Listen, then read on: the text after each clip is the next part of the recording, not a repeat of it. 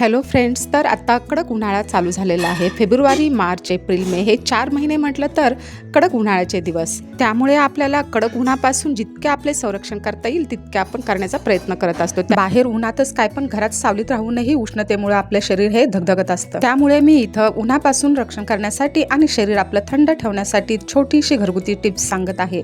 मी ह्या उन्हाळ्याच्या दिवसामध्ये जेवढा होईल तेवढा कांद्याचा वापर स्वयंपाकात करत असते. कारण कांदा हा थंड असल्यामुळे जेवढा कांदा आपण उन्हाळ्यामध्ये खाऊ तितका आपल्या शरीराला आणि पोटाला थंडावा मिळतो. म्हणूनच मी इथं अर्धा किलो भेंडीमध्ये जवळजवळ अर्धा किलोच कांदा कापून घातलेला आहे. आणि ही अशी कांद्यातली भेंडी आमच्या घरामध्ये सर्वांना खूप आवडते. लाल मिरची आणि जास्त कांदा अशी भेंडी तुम्हीही करून बघा, तुम्हाला आणि तुमच्या घरातल्या सर्वांना खूप आवडेल.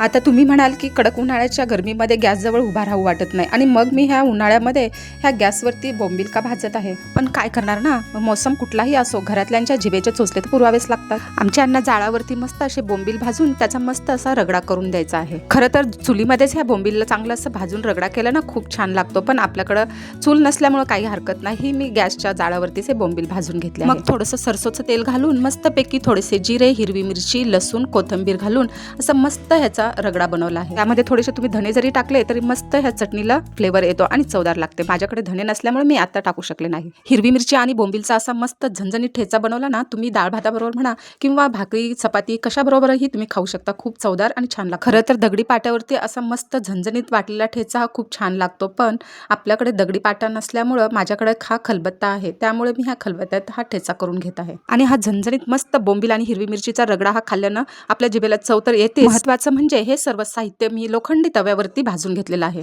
त्यामुळे आपल्या शरीराला लोह विटॅमिन भरपूर प्रमाणात मिळतं. जसं की मी तुम्हाला आता सांगितलंच आहे की उन्हाळ्यामध्ये उष्णतेपासून आपलं रक्षण करण्यासाठी कांदा हा खाल्लेला खूप चांगला असतो. त्याबरोबरच आपण उन्हाळ्यामध्ये पालक ही जास्त खाल्ली तरीही आपल्या शरीराला थंडावा आणि पाणीही मिळतं. मग आमच्या घरामध्ये पालकची भाजी मुलांच्या घशाखालून उतरत नाही. मग मी अशी आयडिया लावून काहीतरी पदार्थ बनवण्याचा प्रयत्न करते. मग मी इथं एक जुडी पालक, 5 अंडे, जिरे, हिरवी मिरची, लसूण हे सर्व घेऊन हे सगळं गव्हाच्या पिठामध्ये मळून मला खरं तर लच्छा पराठा बनवायचा होता. पण काय करणार, मी बऱ्याच वेळा प्रयत्न केला पण मला लच्छा पराठा काय बनवता येत नाही. आणि नेहमीप्रमाणेच आज पण हा माझा प्रयत्न फेल गेला. एनिवे, पण एक ना एक दिवस मी नक्कीच हा लच्छा परोठा कसा बनवायचा हे नक्की शिकेल आणि बनवून तुम्हालाही दाखवेल. मग मी लच्छा परोठा बनवायचा नाद सोडून दिला आणि मस्त असे साधेच परोठे मस्त चपचपीत असं बटर लावून बनवले.